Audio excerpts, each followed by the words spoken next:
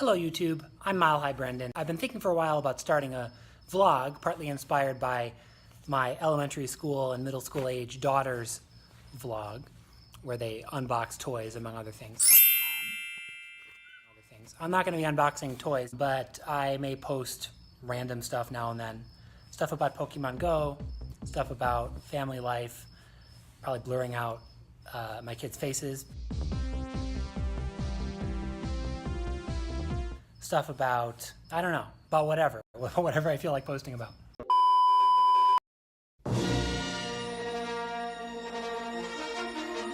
Since we got back from our most recent camping trip, my wife, Becky, has been somewhat distraught because she couldn't find her teddy bear, Brain, which I gave her when we were first dating.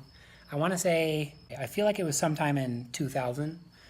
That would make Brain about ready to go to college. That would make Brain about 18, give or take. At first we thought Brain was in the car somewhere, couldn't find him in the car, and it wasn't in the suitcase. I even called the campsite and asked if they had found a lost teddy bear. Didn't mention it was my wife, so figured they would assume that it was one of the kids. And so we were starting to despair and think that Brain was lost forever. There's always hope. Anyway, just now I was out in the garage taking out the trash, and it occurred to me to look in our sleeping bag to see if maybe Brain had somehow gotten stuck. I opened it up and I noticed this little lump. And I pulled back the sleeping bag, and sure enough, Brain. Hallelujah, Brain has been found. Yes! Trying to decide now whether to send Becky a text or to surprise her when she comes home from work. She's at the hospital right now working a 12-hour night shift. I think I might wait and leave Brain for her in some sort of a pleasant surprise when she gets home from her shift. I'll have to think about how to do it. So I decided to put Brain inside this gift bag so that when Becky gets home, hopefully she'll walk in the door, see the bag, wonder what's in it, and then as she gets closer, realize that Brain has been found.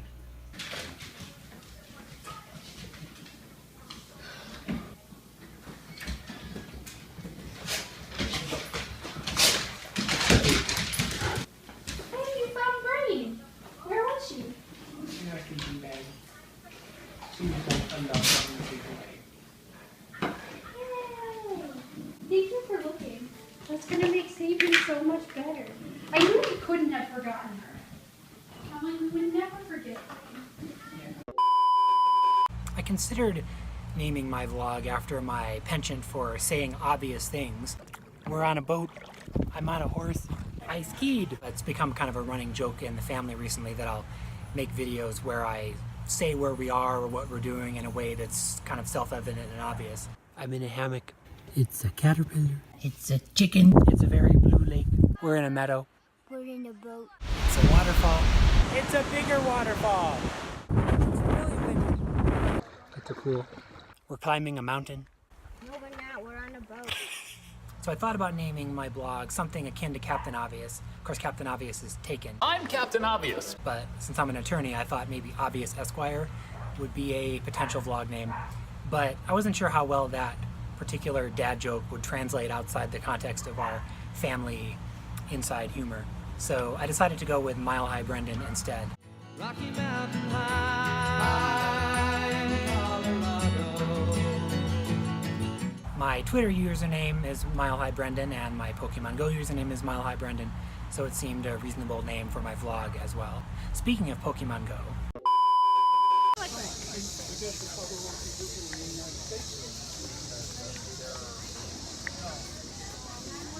so today is day one of Eevee Community Day.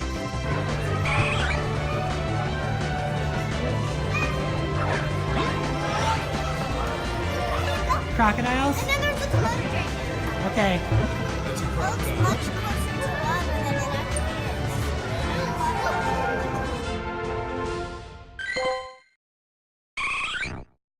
actually is. We are leaving the Denver Zoo.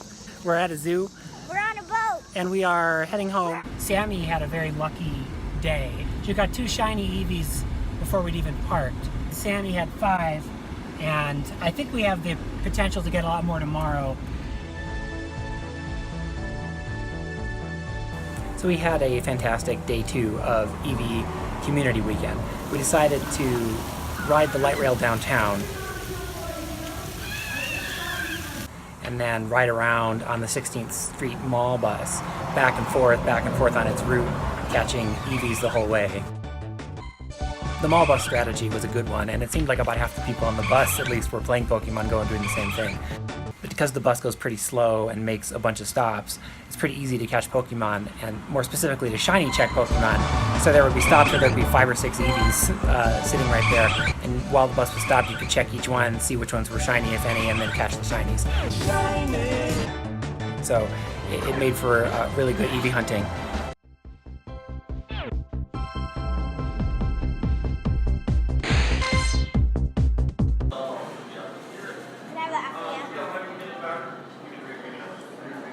Coffee.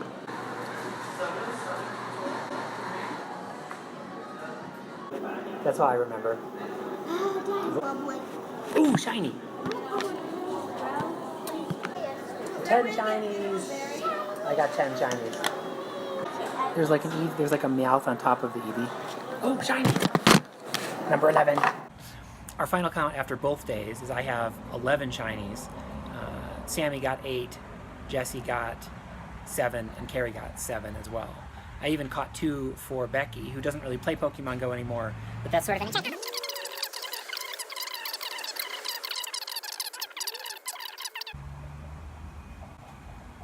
Sammy is interrupting the video to say hello. This is Shiny Sammy. Shiny Sammy with her shiny hair. Shiny daughters! Anyway, that's a wrap on our Eevee Community Day 2018. It was a lot of fun. It was the most thorough Community Day experience that we've done as a family. The girls were all pretty excited because, you know, Eevee's really cute. They're stoked about getting so many shiny Eevees. I think probably like more than half of the shinies that I have total are Eevees now, because I'm not even sure that I had 11 shinies before this. And same goes for them as well. So we've got a lot of shiny Eevees. We're going to have some shiny Eeveelutions, and we'll have a lot of fun with it. Jotian. Jotian. Jotian. Jotian. Jotian. Jotian. Yes! Vaporeon! So I said I wasn't going to unbox toys, and technically that's true because I've already opened the box. But I have some vlogging gear, kind of, and I think vloggers are supposed to vlog about their gear, right? If I've learned one thing from Casey Neistat videos, it's that. So let's see what I got here. This is something that I saw on Amazon. It wasn't too expensive, and I thought, let's just see. So this is like a shoulder strap for a camera, which I thought might come in handy. Will probably look completely ridiculous. It's designed for a GoPro, but then I got this adapter that's supposed to make any GoPro device work with a smartphone. So we'll see if this and this allow me to create an absurd spectacle where I'm wearing a cell phone on my shoulder. Caution: using cups in extreme cold weather environments below 20 degrees Fahrenheit. What? Using cups? What? It doesn't say what happens. It just says, it's just a sentence fragment with a misspelled word. This must go like this. And then, okay. Shoulder, okay, I think I understand now.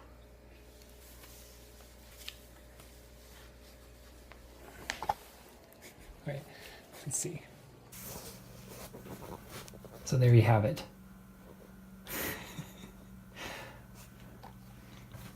There you have it, my new gear. See if I ever actually use this or for what. But it could come in handy in a few situations. And it was like $8 on Amazon. So we're heading to Pickin' on the Divide. It's a Bluegrass festival that we go to most years down in Monument near Colorado Springs. I brought my weirdo thing, yes.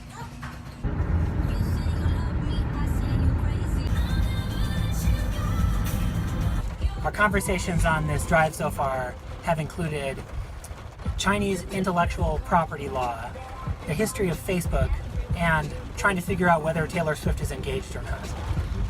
Which she is, by the way. Yep. Unofficially, though, Yeah. it all sounds a little fishy to me. Google says so, so Well, I'm gonna trust Google. If it's on the internet, it must be true. You're on the internet. I must be true. Then. So hi.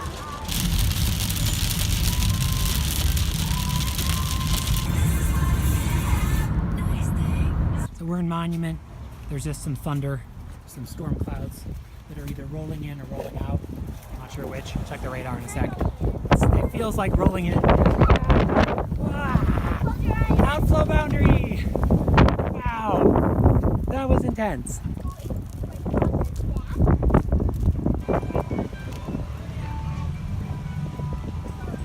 So we've arrived at the Bluegrass Festival, though there's a brief break between artists right now. And meanwhile, the weather is unpredictable and changeable, I guess. It was super windy, and then it rained a little bit, and now the sun's coming out for the moment, and I'm going to set out lunch on this picnic table.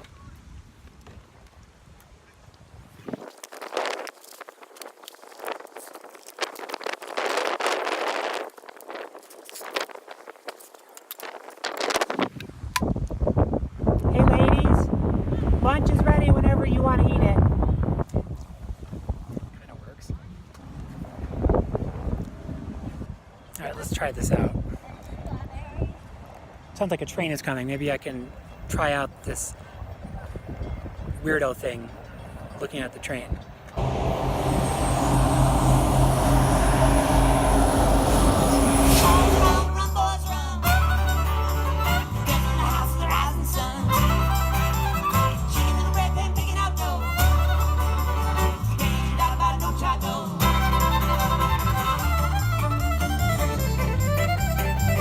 Hey, it's Rocky Top.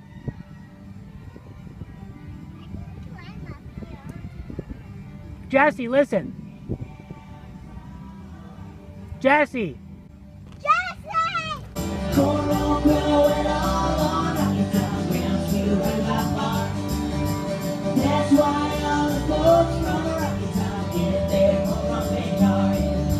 Good old Rocky.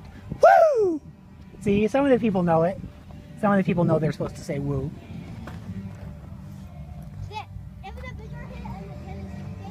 Yeah, for sure.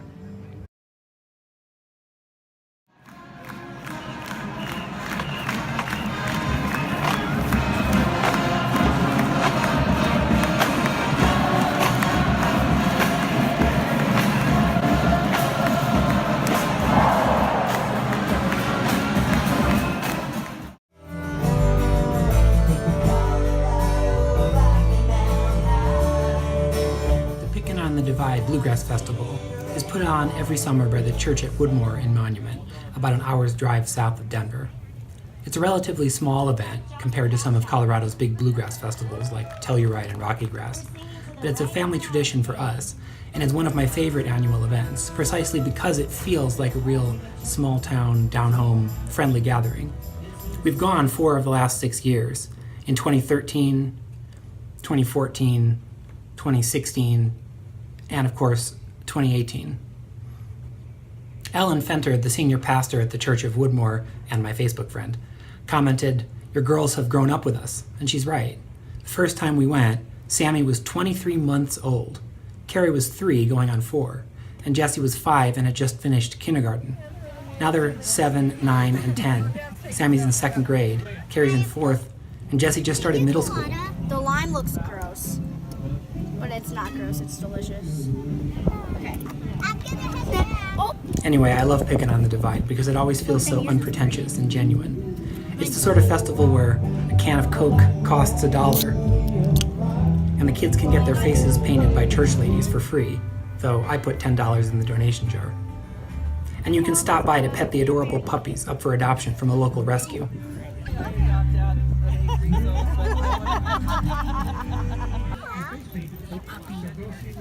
In past years, there have been pony rides, bouncy castles, and vintage fire trucks for kids to climb in and explore.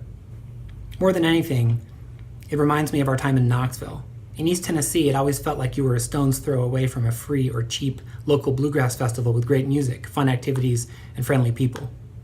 Colorado is awesome, but it sometimes lacks that down-home charm. Picking on the Divide is an exception. This year, the festival moved from the church grounds to a municipal park in downtown Monument. It had something of a farmer's market feel, with vendor tents and whatnot. I confess I missed the church grounds, but it was still great and will certainly keep going back. That's partly because, although it's small and salt of the earth, the music is high quality. It never feels like they just cobbled together some crappy local bands desperate for a gig. Not every band is amazing, but they're all at least good, and some of them are great. I was a little bummed this year that we had to get home before dinner because the Flying W Wranglers were just starting to play when we left, and they're a lot of fun.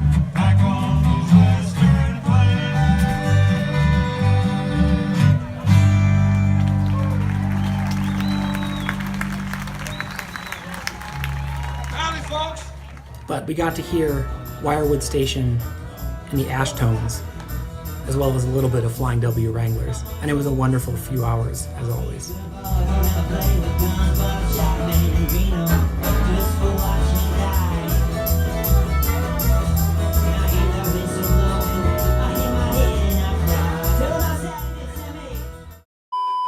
And that's a wrap for episode 1 of my vlog. But I'm gonna post some bonus content in an extra video just for the Pokemon Go nerds like me.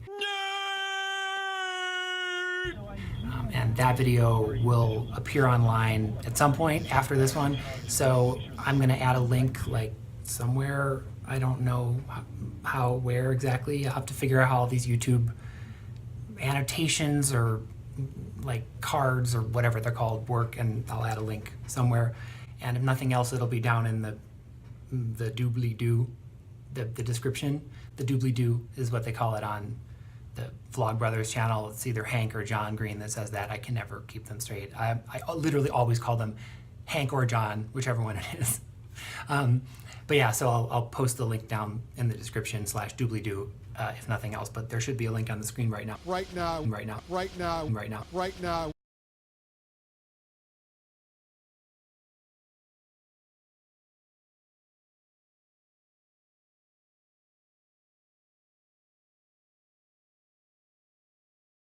Right now. Somewhere, hopefully. Also, I've already started taking a bunch of footage, and in fact, I've even downloaded and have kind of ready to start editing a bunch of footage for episode 2. Just put the little moon there. There it is.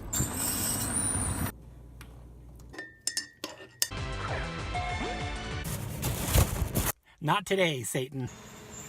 Of Mile High Brendan's vlog. So, like and subscribe and click the bell or whatever it is that all the kids say on YouTube. Do that stuff, do all the things so that you'll know when my next video comes out. And let me know when you know, by the way, because I have no idea when it's gonna come out. So yeah, that's it. Oh, and I'll leave you with a video of me singing just a little bit of Bohemian Rhapsody in the car on the way back from the Bluegrass Festival, just to show you that I'm not only listening to pop music that the girls pick in the car. There is a lot of that, but occasionally I get to pick a song. So here's a little bit of that. Thanks for watching.